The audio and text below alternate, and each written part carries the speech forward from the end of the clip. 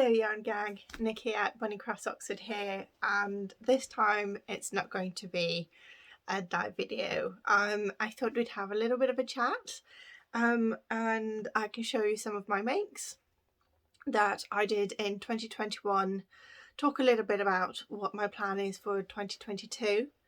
Isn't a big plan, to be honest, and just sit here and chat about yarn and fibre and all things beautiful.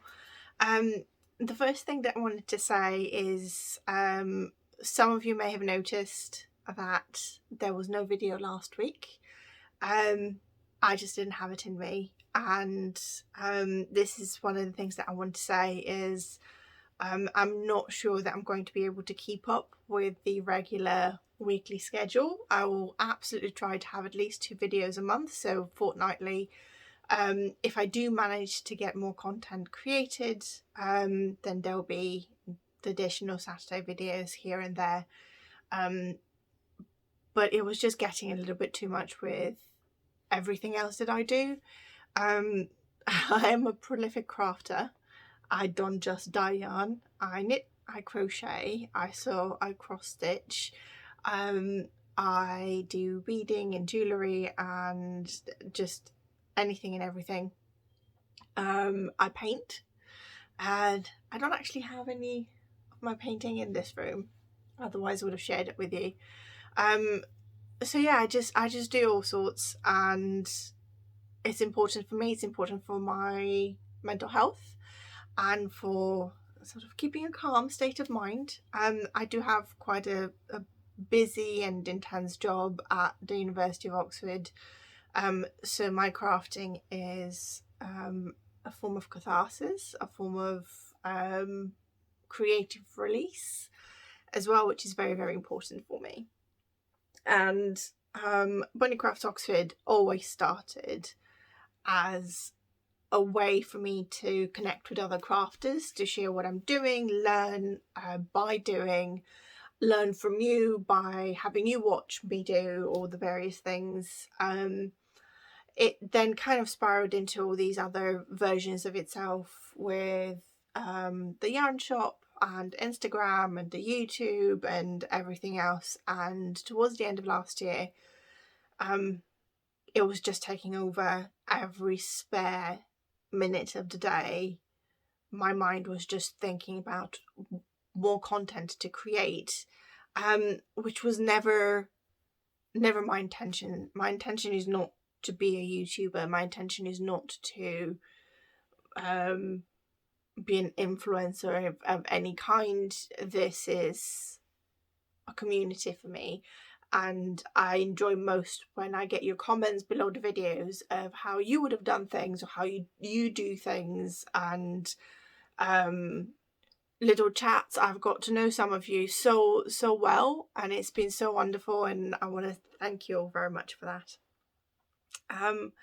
So yeah, I just got progressively more and more tired, and the holidays never help. The holidays are supposed, over December, are supposed to be there for a little bit of rest, but I didn't get that. I travelled back home to Bulgaria to see my mum and my brother and my grandma, which I hadn't seen for 2 years, literally to the day, because I last saw them at Christmas 2019.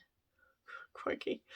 Time has lost all sense of it and meaning, and it's just very bizarre.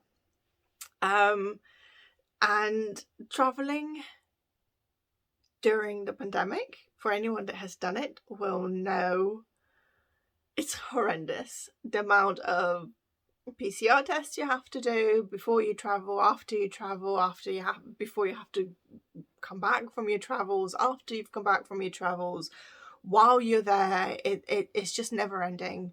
The worry and anxiety of, oh my god, if this comes out positive, how am I going to get back home? I have responsibilities. I can't stay here for an indefinite period of time. Luckily, I have had 2 vaccines and my booster shot, before I travelled over Christmas, and knock on wood, despite loads of people around me falling like flies and having the virus, and all of them luckily have recovered or in the process of recovering and haven't been badly ill, for which I'm very, very grateful. I got away with it. I'm still getting away with it while working at a university, which doesn't feel. Yeah, I have a feeling my luck's going to run out at some point. But luckily the vaccine will mean I just get a really bad cold, like symptoms. I don't know. We'll see. Anyway, it's 6 minutes in and I'm just rambling. Let's get to some crafting. Actually, before we get to some crafting, I'm going to show you a video of the room I'm in. So this is my spare bedroom. This is the Bunny Crafts wall of yarn, which is all of the yarns there are in the shop and are available to buy. And the shop is still running. You know, if you want any of these yarns, then you're welcome to go and order them. All of the links are in the video description and show notes below.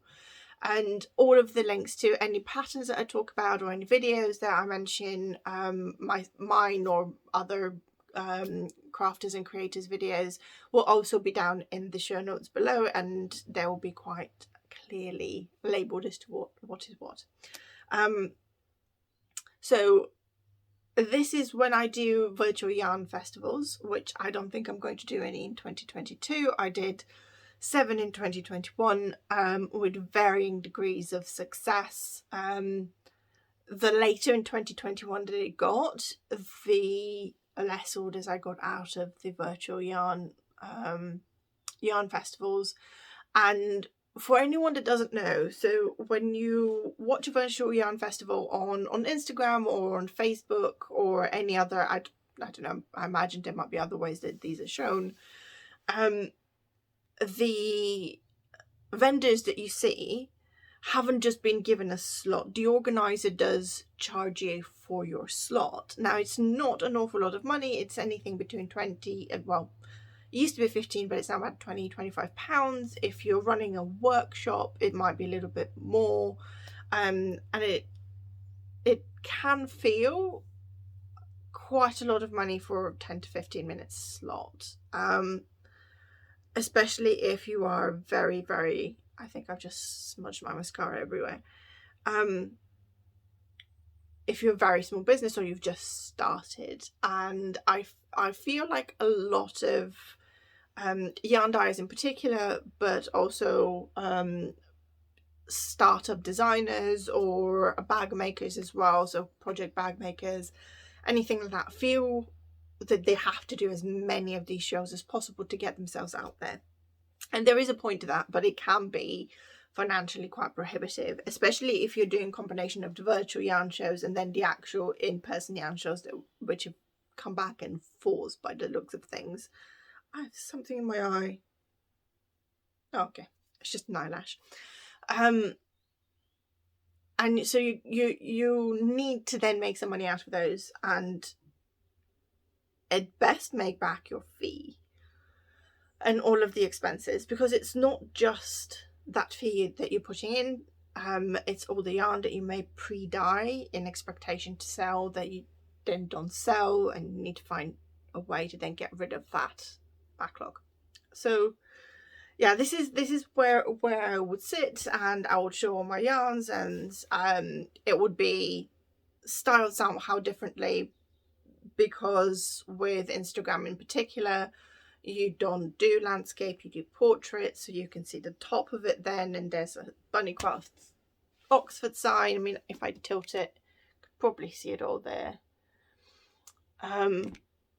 So yeah, and then I have so these are all the minis that you see me dye along with every single or most videos.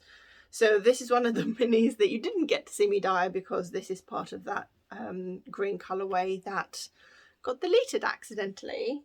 The video got deleted, but yeah, they're all here, or most of them are here. Some of them have been used for socks. and I'll show that in a minute. I think my favourite one to this day is Embers, and the sort of the black, the yellow and orange that we overdyed with the black. And I can't get it to stay. And then the bin just continues. So why am I rambling on? Oh my god, sorry. This is going to be a long one, and feel free to just knit your way through it or crochet, or I don't know, paper mache, anything. So I'm going to show you a quick video of what this room looks like. And I say looks like because when I first shot the video a few weeks ago, I had every intention of tidying. It hasn't happened yet. So I don't have an update, but I'm going to insert this here and enjoy. So, honesty time. I thought as part of this video I would show you the mess that is my little yarn haven, which you will be seeing me sit around, but it'll be tidy and I'll show you how I organised it. But here is the current piles and piles and piles of yarn and bits of keyboard and bits of my drying mats, and got my spinning supplies over there. And yes, I'm holding stuff in my hand because I need to put these away because I found them on the floor, and everyone knows stepping on one of these bad boys is painful.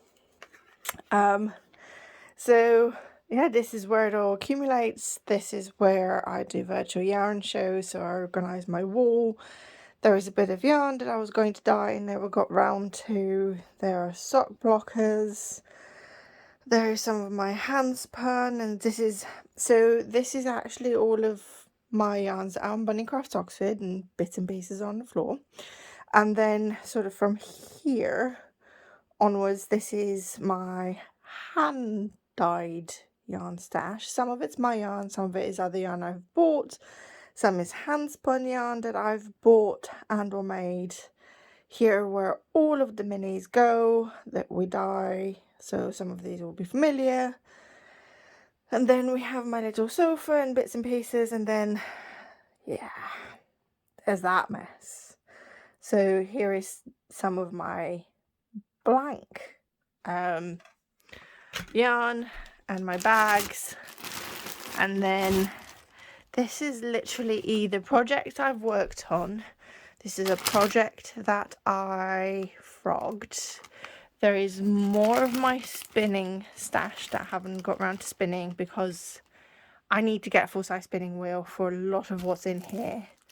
So there's a mix of spinning fibre that's undyed and a mix of just yarn that is also undyed in this bag, in this like box here. This is my bag of yarn that I've spun myself but I haven't decided, apart from this one, so this is the only one I haven't spun myself. And then there's just the different sort of little skeins that I've done. Oh, I think this one might need, yeah, this is not finished, so this is one that needs to be wet, but I haven't got around to it. I don't know why this is here. This is from a different project. Oh god, see what I mean? It's an absolute mess. Oh, what the? Okay, hold on. Right, we found the end of it. So this is the one bit that I'm quite proud of. I've been learning to spin silk, and this is unbleached. I don't remember if it's Tessa silk or something else. I think it's something else. It's still silk, and I was learning to spin it from the fold, and I got, well, it's still quite chunky. I got it pretty consistent, and I learned not to like have it slip from my hands. So don't know how I would use it, to be honest. And I don't know how many yards this is, and this is the problem I have with my hand spun.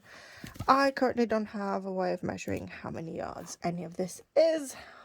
but I'm going to get a machine to help me do that, and when I do, I'll show it to you.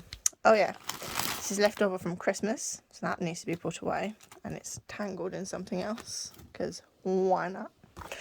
And then we're coming to the big bag of projects. So there are frogged projects, future projects with some of my hobby stuff. There is half finished crochet projects. This is all of my sock yarn that's been left over from previous projects. This is a half started snuggle blanket that needs to have an animal head put on top of it, which I think is part of that project bag. It just goes on and on. I don't even remember what I put this together for. I had an idea for something and I don't know what it is. I have some beads that I'm probably going to use for stitch markers. It's just a nightmare. There's yarn everywhere and there's yarn downstairs as well, and so I need to organise this. And there's my knitting machine over there and all of my teddy bears. I have many teddy bears. So next time you see this room, it is going to be organised, I promise. And yeah, I'll be chatting to you some more.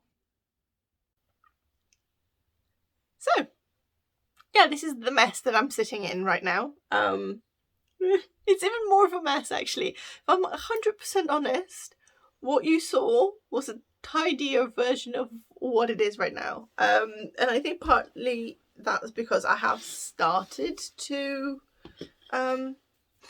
tidy, and part of my process of tidying is pulling everything out of shelves and cupboards and wardrobes. I'm also going through some of my clothes to donate to charity because I haven't worn them in years.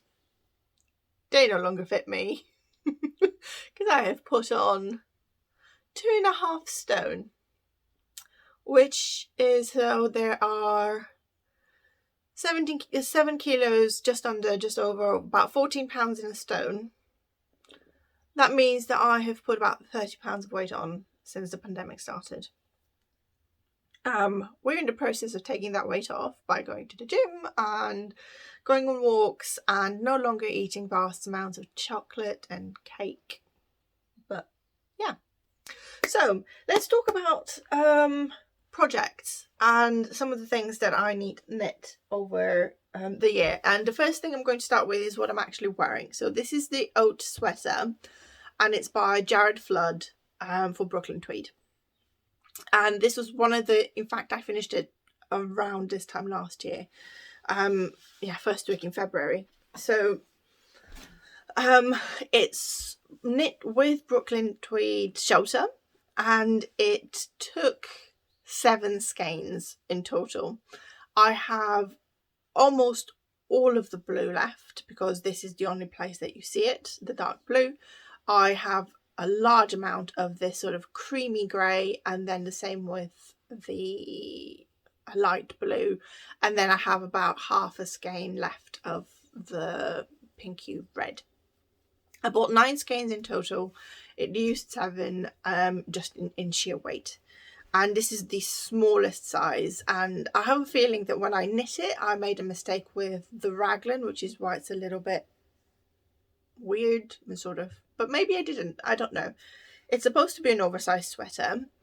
It is incredibly light, even though it's a big sweater. It goes all the way down. I mean, I'd stand up, but then you'd see my Batman pajamas again. I have 4 pairs of Batman pajamas, so I kind of rotate them. And yeah, so I knit this as a call that Brooklyn Tweed did for I think they call it process knitters. It's not a test knit. By this point the pattern had been tested, it had been checked, and it was ready for publication. But what Brooklyn Tweed wanted to do was to have just regular users of their yarn and their patterns, knit a few examples so that they had the content for the social media to go out.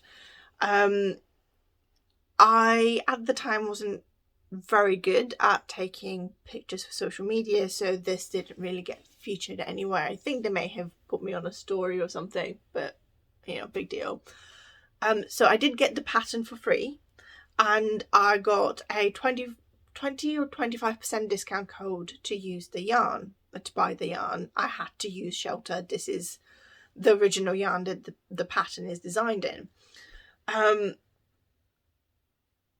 It was incredibly expensive, even with that 25%. I'm talking, because it's being imported from the US, so the yarn in total was, after the 25% discount, £97. I then had to pay another £50 in import fees and all of these other duties and things that come with it. It's worth it. For me, it's worth it. This is my most favorite sweater. I wear it all the time. It looks great with a skirt. It looks great with leggings. It works great with my sports leggings, jeans. It is great. It is so comfortable. It is so warm without actually overheating. The Taji wool that they use is unbelievable. If you've never knit with Brooklyn Tweed Shelter, when you first get it, it feels incredibly coarse. It also has a not insignificant amount of vegetable matter in it. It's part of the process. It's part of the way that the yarn is made. It's part of the charm of it. So it is quite a woolly yarn. I don't have a shirt on or anything. I'm wearing it over the skin.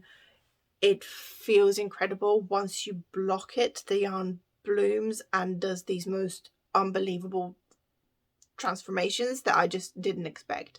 So when I first knit with it, I really didn't enjoy it. I did not actually enjoy knitting this sweater because I kept thinking I'm making something I'm not going to be able to wear, because it feels so dry and woolly and just not sure I want to wear this. And that's because I'm used to the super extra fine merino that's in all of my superwash yarns.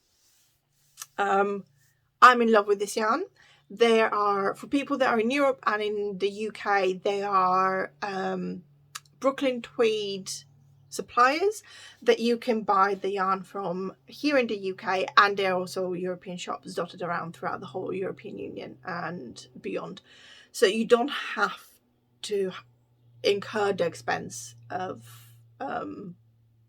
buying the yarn from the US and then having to pay all the extra duties as well that comes with it. I would highly recommend this this pattern. You get to learn a lot about raglan shaping. So this is just a yoke, and then the raglan comes after you've knit the yoke. You get to learn a lot about shaping the back as well for a sweater of this construction. It's all knit in the round, even with the raglans. I just love it. I absolutely love it. I will knit another one once I get the green, I think it's called Emerald Shelter. They've just not had enough in either of the two shops that stock Shelter in the UK. They've just not had enough skeins for what I need. So that is the first sweater. The other sweater I actually finished in 2020. Almost. I didn't do the sleeves, and then I just sort of left it, and there it stayed. So I finished it, and by finishing it, and I've shown this before in parts, but it's actually now blocked. All of the ends are woven, and I have worn it a couple of times, and I both love it and hate it. I'll talk about that now. So it's Andrew Mowry's Weekender Light, and it's this, but I didn't put sleeves on it. I literally just went straight to I'll show you, so the 1x1 rib, and I love it because it is very comfortable. It is knit in 75-25% merino nylon. It is the Williams F1 colorway for 2021, and I don't think so this colorway is no longer available on the shop. It is an absolute pain in the backside to knit, to dye. I just hate dyeing it. Just so finicky. Anyway, I love this because it is very, very comfortable. It's quite light. It fits my larger body shape that I have at the moment. But it will also fit my regular body shape. I say regular, I do not feel comfortable in the size that I am right now. Not because I think I'm too big or anything like that. It has to do with my ability to carry the extra weight. I have hamstring issues, I have sciatica, and I have a shoulder injury, and additional weight is really inflaming those, and I'm finding that my knees are really, really achy, and I'm having issues with my ankles as well, which is not great. So I'm trying to get to a slightly smaller weight. That just means I am healthier and I'm managing all of these injuries within myself. Because to be honest, you know, if I need to buy a bigger pair of jeans, I'll buy a bigger pair of jeans. It's not a big deal in that respect, but if it's starting to affect my day-to-day quality of life, then it's not a good thing for me anyway. So yeah, so I like it, but I don't like the pooling. I also don't like the fact that there is, I think, 20 different gauges in here. My attention was just all over the place. I was knitting this while my partner Tom was playing a computer game, and I did not pay attention to what I was knitting. I was literally just glued to the game, and my hands were moving. So I think there's mistakes on the rows counts. But yeah, so this is the Weekend Delight. I do actually love the structure. I think I would definitely knit the DK, so the heavier, it might be worsted even, version of the Weekender. I might even knit a Weekend Delight again with a tonal or a semi-solid. But this one, great for around a house, great for around a garden. The short sleeves means that I can wear it with like a long sleeve t-shirt underneath. And I get, you know, the warmth when I need it. I sort of pull up my sleeves most of the time anyway, so it works for me. So that's one of my knits that has kind of spanned the pandemic, I guess, is what I want to say. The other thing that I have been knitting like absolutely crazy is socks. So I've knit, I'm going to take the sock blocker so I can show you a couple of different ones that I've done. These you may have seen on my Instagram. I have now worn them about 150 times, and I have washed them, and I have no shame in saying that I've just dumped them in the washing machine, and they've done well. And it's these, there is no pattern at all. I have used just a vanilla sock pattern, and then just done a 2x2, 2x2 rib all the way around. Then the heel I did as a garter stitch. I mean, you can see it's kind of doing that. This is Blueface Leicester 75% and 25% merino. And then just doing a standard Kitchener toe. I always knit my socks top down because I prefer that the way that I can get like a really nice tight leg. I use the German twisted cast on,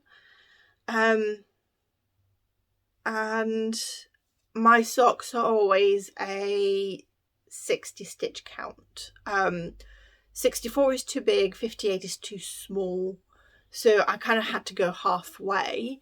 And the thing that I struggled with the most was the heel. How do I calculate the heel turn with that? And I found the most brilliant heel turn calculator, and I will share it below. I need to make a note for the show notes because I will forget. So heel calc, there we go. So this is one of my most favorite pairs of socks. I wear it all the time, and yeah, I literally just put them in the washing machine and wash them.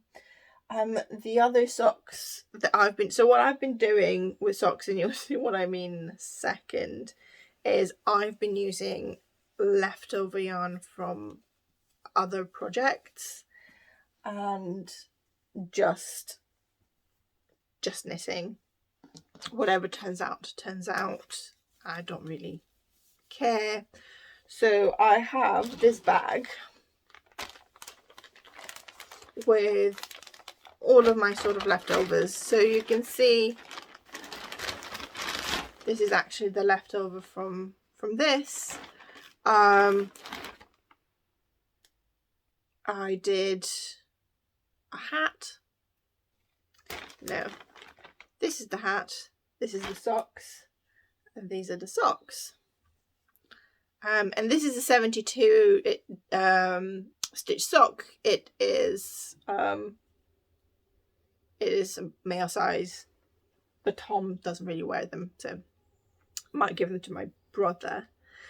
So yeah, this is from my Winter Lights shawl. It's just anything and everything that lives in this bag and then gets dumped into a sock. And there's DK yarn in here, and there is a brilliant DK vanilla sock pattern that I will also link below. DK sock. So what I do with these bits is literally, I mean, there's no rhyme or reason. There's another one. The two are now a pair. They will never match. I wear them at home and I wear them on my walks, and I don't really care if my socks match because I knit them myself and they're super comfortable and I love them. So yeah, this is also from my Winter Lights shawl. There's literally like about this much left, so it did tow, and that's kind of what happens. And these were left over from my Vertices Unite, which I'll show you later. And again, this sock has been through the wash about 20 times already. I've had to fix the toe, and on the other one I think I've had to fix the heel because it seems like I wear through heels like a mad woman.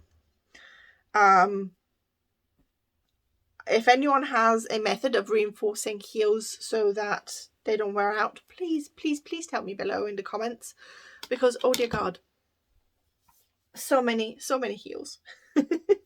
So let's put these away and talk about my other small project. So sticking with socks, my current sock. So I always have a sock on the go, and my current sock is using up bits of the shellography that I use. So that's what the coral is, and then this blue thing is the very first yarn I ever dyed, and I used some of it for my Ladyfinger sweater by Morgan So More Thunder, and it didn't use up a lot. It used maybe about a third of a skein, so I have enough right here, and I love the contrast.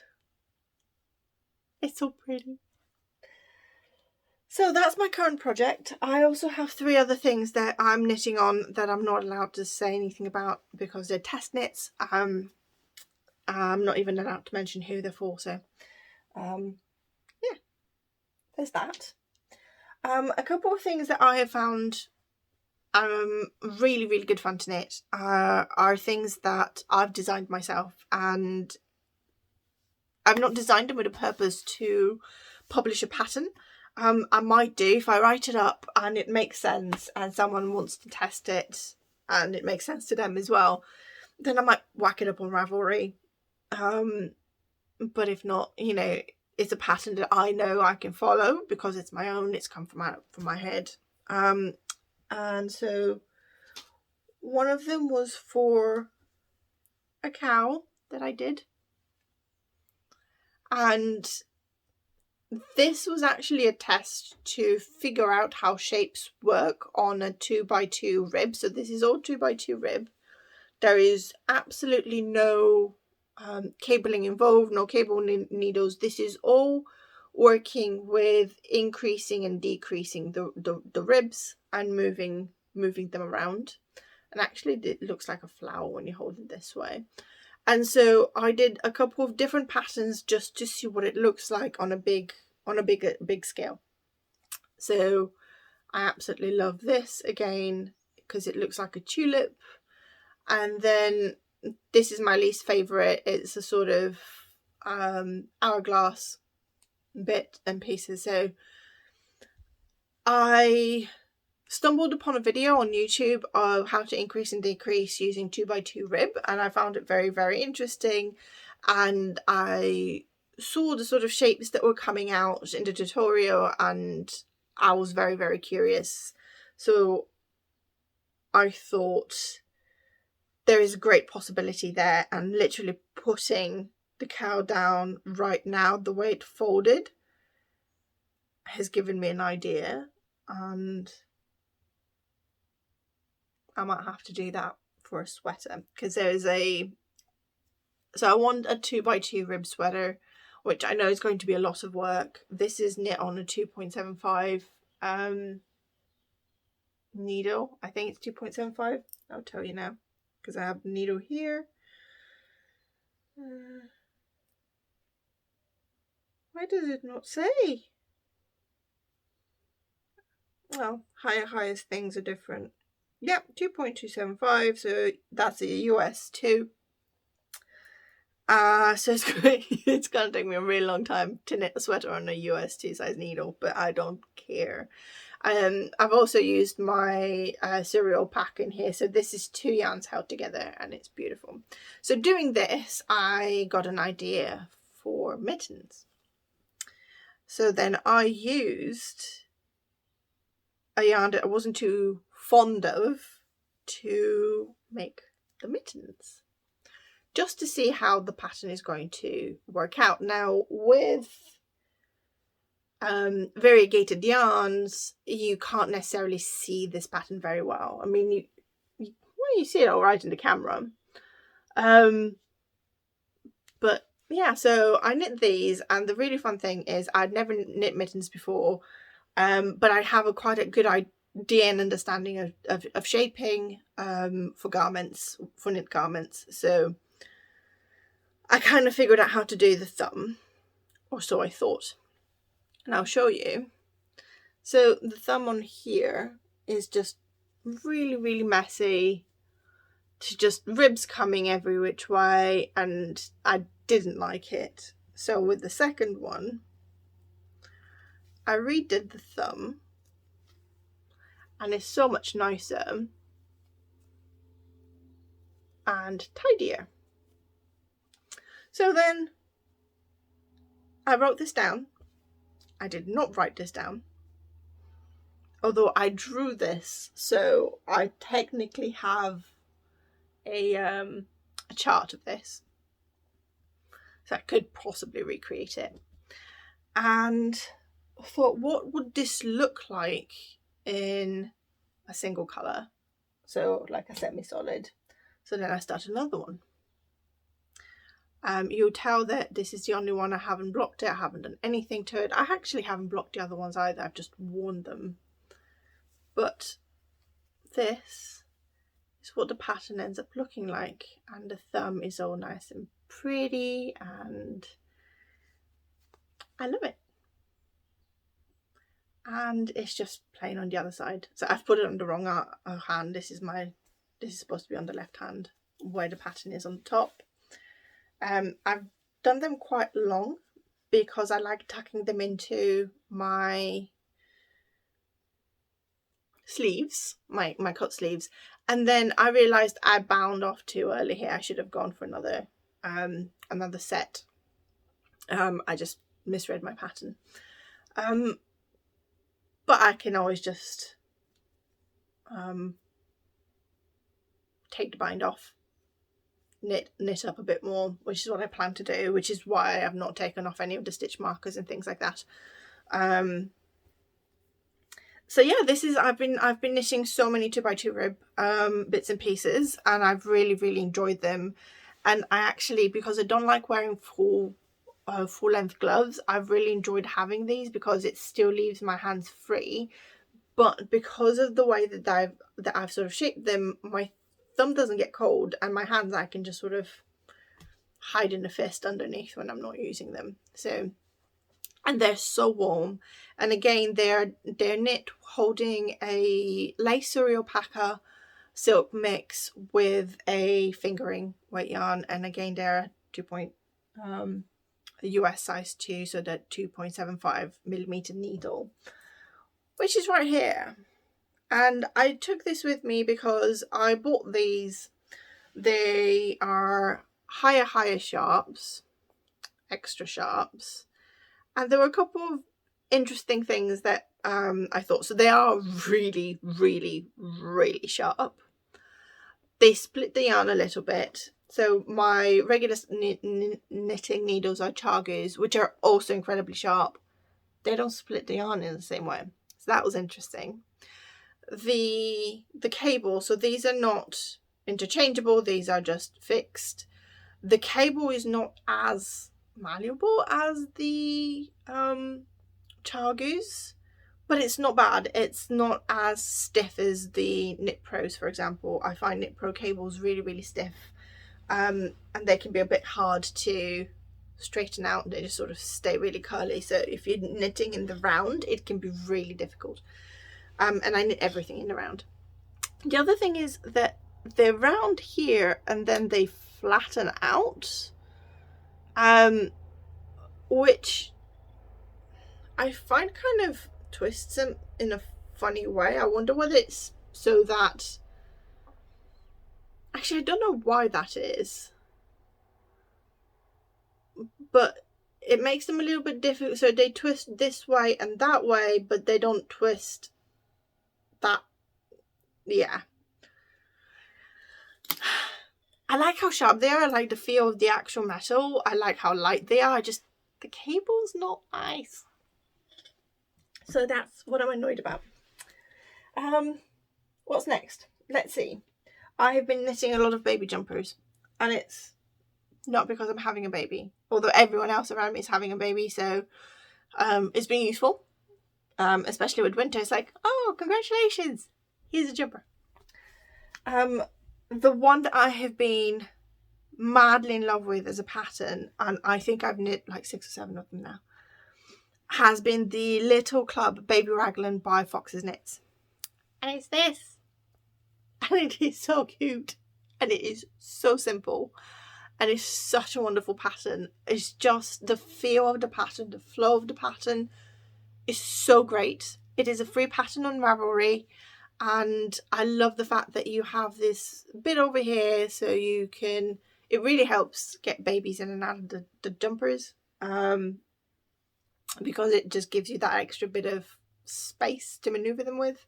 Anyone with babies will know. And I knit this out of Stylecraft's DK. It's super soft. And I think it shows that you don't need to use really expensive yarns to make a nice sweater, even for adult size.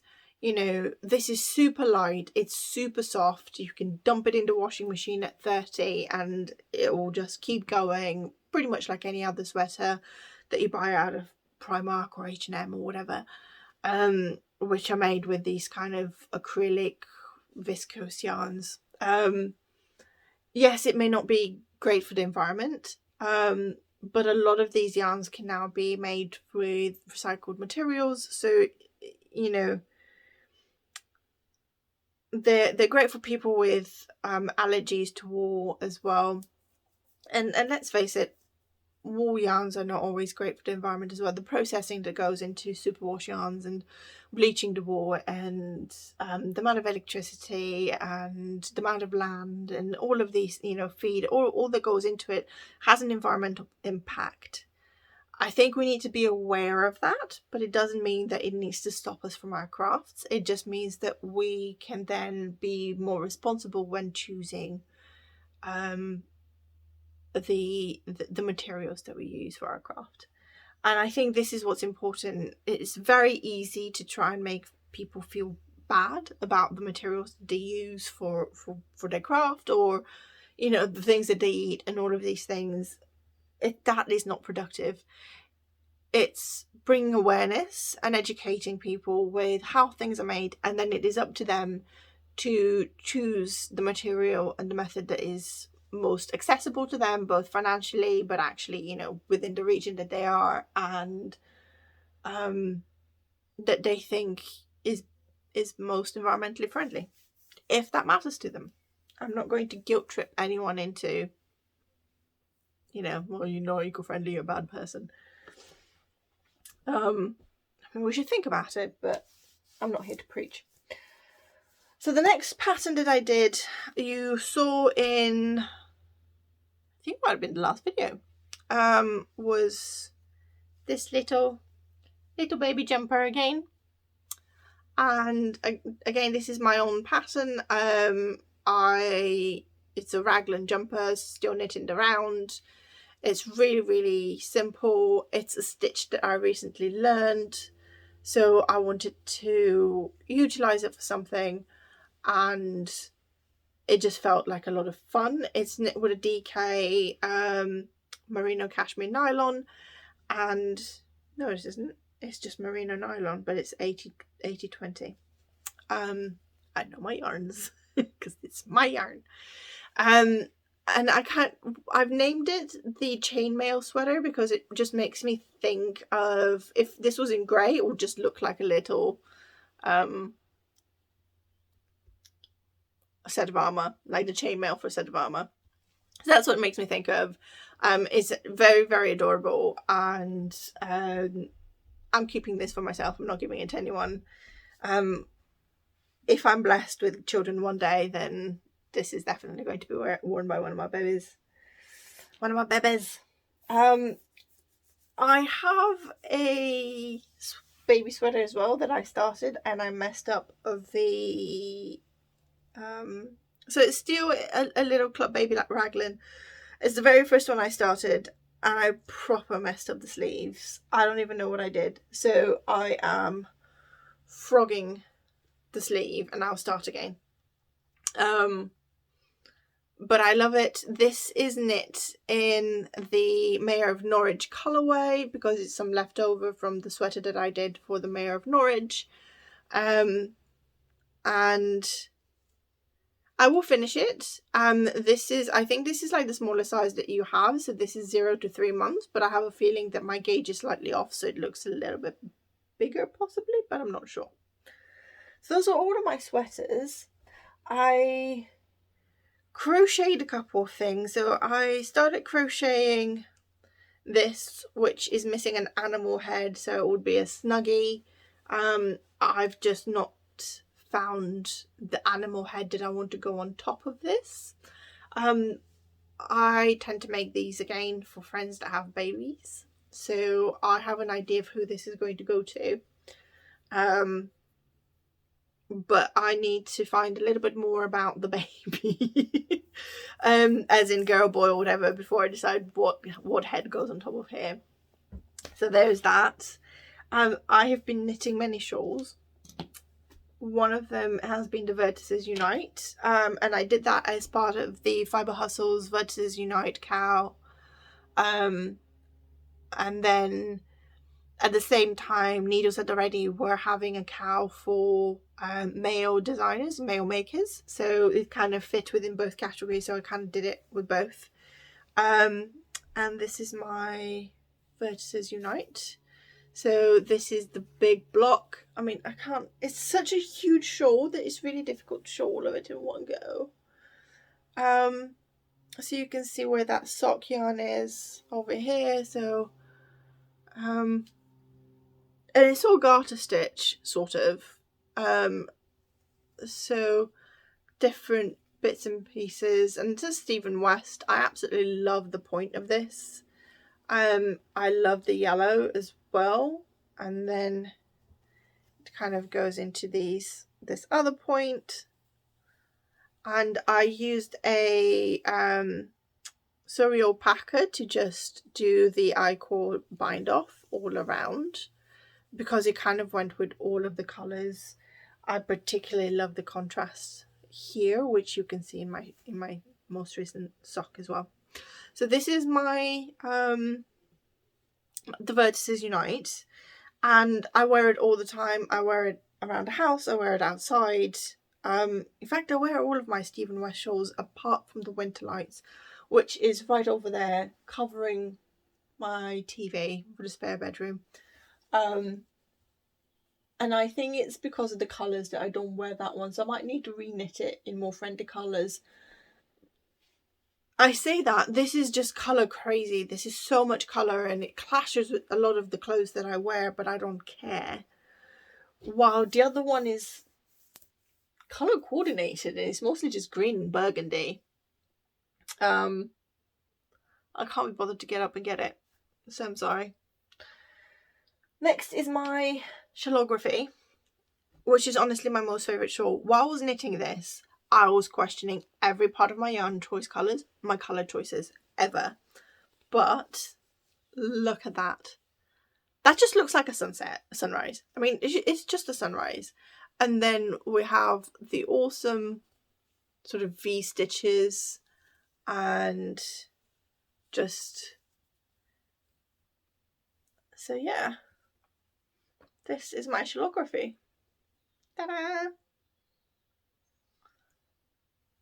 I just literally just wrap it round. And this is what my colleagues see on the camera when we have meetings. Just me wrapped up in this thing, just chatting away. What I've also been surprised is, so I've worn this around Oxfordshire, because it's not just been Oxford, I've been to like Whitney and Bicester and other couple places. And everywhere I've been, people have recognised it. They're, you know, strangers have just gone like, oh my god, you knit the shawlography by Stephen West. Oh, it's beautiful. I didn't know there were so many knitters out there, just in the real world. I'm really disconnected about that, you know, because in Oxford you don't walk around seeing people knitting. You don't walk into a cafe and see people knitting. I know there's a knit group, and I know a couple of my colleagues knit, but I didn't realise there was just, you know, the random barista in a coffee shop that is 10 years younger than me going, oh my god, I wanted to knit this, but I was too scared. Don't be scared. Stephen walks you right through it, and it's wonderful. And you can have it as crazy as this, or you can have it really, really subtle.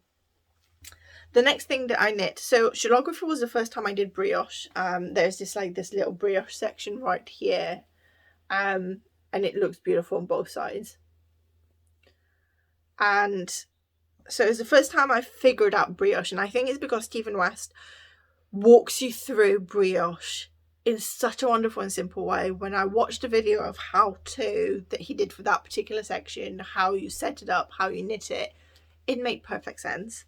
I dropped several of my brioche stitches and I managed to save them without actually, yeah, you can't, I don't even remember where it is because I fixed it. You know, it took me some time, but I figured out how the stitches interact, and I was able to, you know, take my hook and go all the way up. So, love it. Next, again, because I love brioche, I knit brioche, and it is this beautiful, so it is just the big brioche shawl. It's mostly just straight up brioche. It has a wonderful border on one side, and this is essentially where all of your increases kind of happen. You can see it. And then on the other side are these beautiful brioche waves. And it is amazing, and it is so huge, and it took so long because you knit every row twice, and because there's so many rows and so many stitches. And again, I must have dropped 100 stitches, and it took even longer because you're trying to figure it out. I knit this, so this is the reverse side. I knit this using, oh no, I've caught it. Oh, that is so sad. I need to figure out what to do with this bit. So I knitted using, one of my yarns was a lace surrey alpaca, and the other one was a bare bamboo, so bamboo merino, so this sort of thing behind me, and it worked absolutely brilliantly. Here is the surrey alpaca side, and here is the merino side, and it's just beautiful. I'm definitely going to knit a dark version of this as well. It took 1 1/4 skeins of the surrey alpaca, because that, even though those are 50-gram skeins, they are 400 meters and a bit, and it took 1 1/4 skeins of the other one, so it's about the same amount of yardage, because even though the surrey alpaca are 50-gram skeins, because it's lace weight, it goes a lot further. And then I'm nearly done, I promise. I'm crocheting a shawl as well. I don't know what it's called. I couldn't find the original pattern. And I have a feeling the original pattern was something I downloaded onto my old phone before it got stolen. So I keep dropping the crochet needle for this, but it doesn't matter. I kind of now know the pattern of it, so I'm knitting it in Sheepy's Spirit, which is 56% cotton, 46% acrylic. Right there. It's in the colorway Turtle, so 308. Don't know if you can see that. And it looks like this. And which is the front? Yeah, so that's the right side, and it has these really funky ridges all the way down, and then on the wrong side is just a lot smoother. I really like this. It's really pretty. I've been crocheting it for about a year now, because I'll do a line, and the bigger it gets, the sort of the more it takes. So I'll do a line or two and then put it down and not pick it up for weeks. It's just a project that I have in one of the rooms, and if I need something while I'm in that room, I'll just pick it up and crochet. I have been enjoying crochet a little bit more recently. I'm a knitter that crochets rather than a crocheter who knits. I much prefer knitting. There's something about the movement that I find nicer, but I do enjoy crochet as well. And one thing that I wanted to say, so when I started knitting all of like the little sweaters and things, so what I do is I knit the sweater, and you have enough yarn to also do a hat, just like a simple baby hat in the same yarn, and then you get left with maybe 2 or 3 grams of yarn, which is literally useless.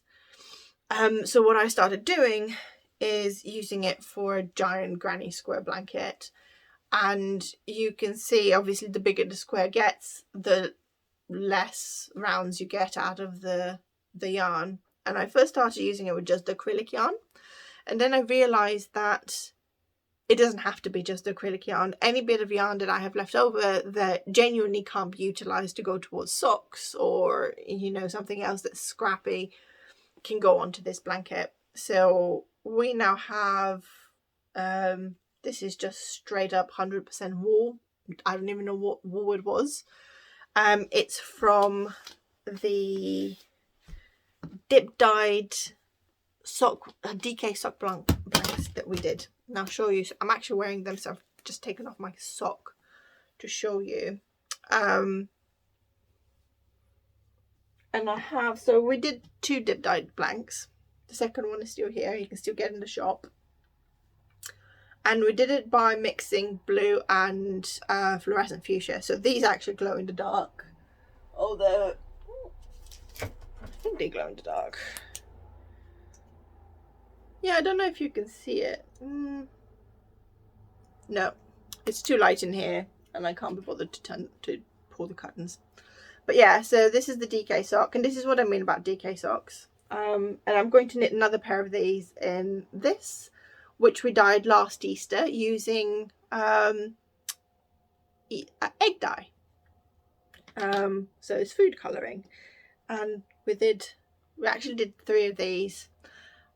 These are 50 grams, which is about 100, not even 100, yeah, just about 100 meters, which is all you need, and you literally get about a gram of yarn left, or a single row of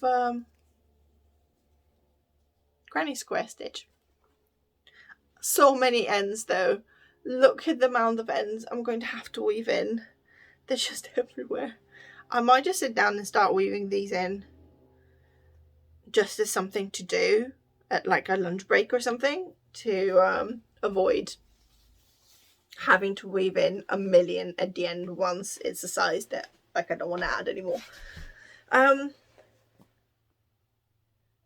there's another thing I want to show you really quickly. So apart from all of the knitting that I've been doing a lot of spinning, and you've been with me when we've, you know, dyed different braids and stuff, and I still haven't spun most of the things that we've dyed together because I still haven't been able to buy my full-size spinning wheel.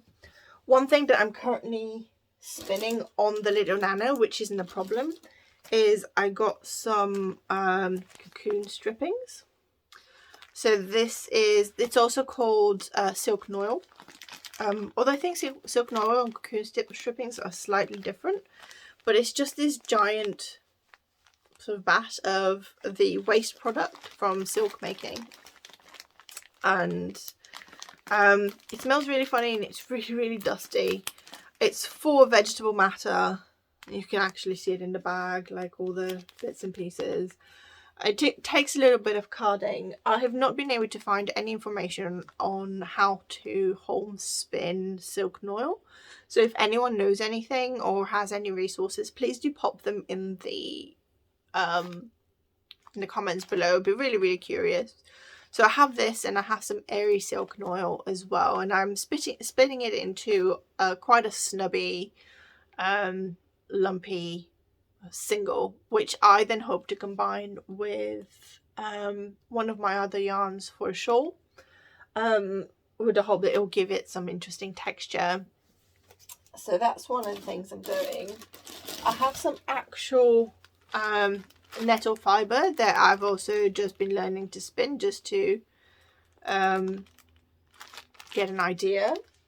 And I have some tussar silk that I've spun some of. I also have some airy silkworm silk, which is different to the tussar silk, so the silkworms are different.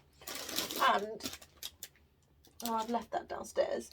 I actually got a bag of airy silkworm cocoons straight up. It's literally just a little ball. It almost looks like a cotton ball. And they're very interesting to spin. You can spin them straight up. You can use your hand carders to sort of stretch them out a little bit and sort of turn them into this long thing. Or you can wet them and turn them into silk hankies and then spin from the silk hankies. I don't have a block thing that I can stretch them out on. I don't really have the materials to make one, so I have just literally been spinning straight up from the cocoon, but it is quite hard on the wrists. So spinning's been the thing that I've been doing, and I think the only thing that I have spun that we've dyed together has been this rainbow braid. It was the very first thing that actually, very first fibre that I dyed. So I have a fractal spin little mini skein. This is about 20 grams. And then I have the tonal, and these are chain plied. And this is between sport suede and fingering, and this is more of a DK. And the interesting thing is, so this is a little bit over spun, which is actually what made the weight thinner, which made the wraps per inch smaller, so you can see. This I didn't overspin as much, and it's much loftier and much nicer, much softer. There's a lot more bounce and stretch to this one than there is to this one, although I guess it looks pretty stretchy. So I've been doing that. I have spun, oh no, I'll tell you what I did as well. I've just seen it, I've completely forgotten. So the other one, we did another braid, and I think I actually spun it straight away to show you in the video, but this is all of it all together. So this is why I want a full size spinning wheel, because otherwise I end up with like 100 little mini skeins. So all of this is spun at DK weight, and most of it is spun fractal, apart from this little bit which I didn't have. So this was left just on one bobbin. It was left over, so I had to just chain ply it. And so this I'm going to turn into socks. I think I have enough. I think there's like a little bit more in here. I've really enjoyed just sort of learning about the different types of yarn that I could do. So this is like 100% merino that I did, and I just chain plied it, and you can see I managed to get a much bigger skein here than I did here. I don't know why. This is some Corriedale, some grey and blue Corriedale that I did some spinning on. This was one of the very first things that I span on the Nano.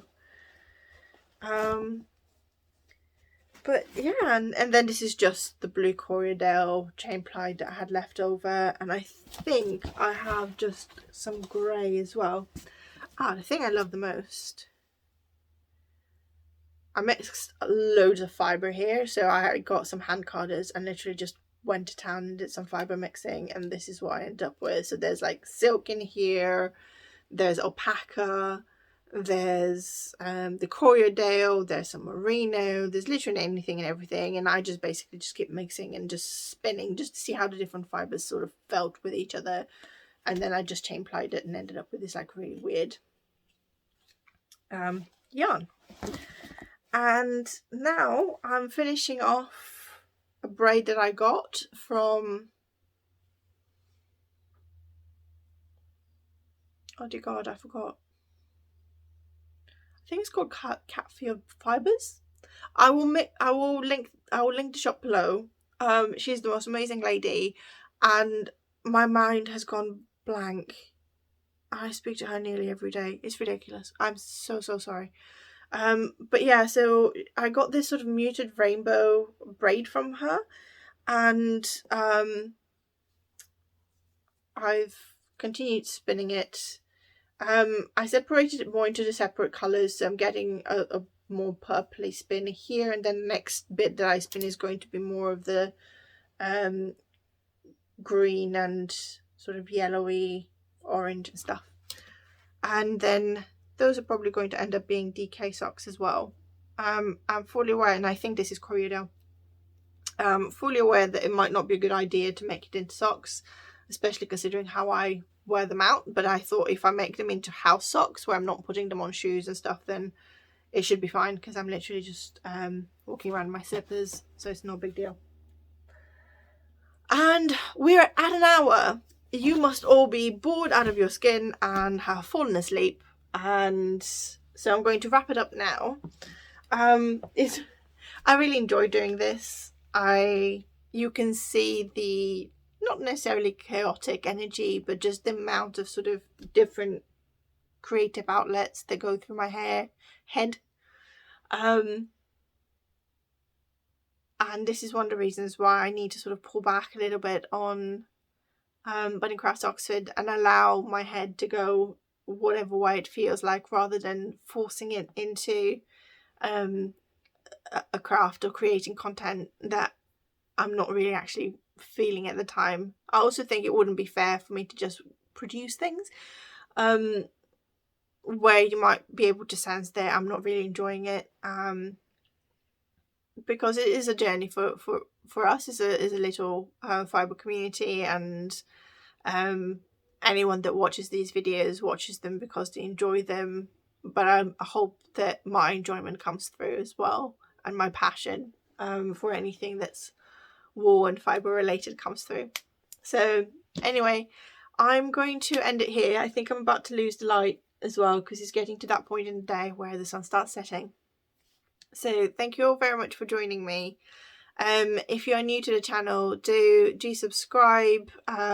Whether you're new or returning, hit the thumbs up, because it really does help. And if you want to support me in any way to continue making this content, if you enjoy my ramblings in any way, shape or form, then again, please subscribe, hit the thumbs up. You can go and buy some yarn, and you can also just go and buy me a coffee. All of the links are below. All of the links to the patterns and the makers and the videos I've talked about are also below in the show notes. I do hope you join me next time, whether that's next week or the week after. We'll figure it out together. I will get a consistent schedule of some kind together, but the content may vary. It may not always just be dyeing. So I hope, if there's anything that you're curious about that I mentioned of all the hobbies that I do, pop it in the comments below, and I'll see if I can make a video next time I do that hobby. But yeah, so thanks for joining me. I hope you enjoy this, and I hope I'll see you next time. Bye bye.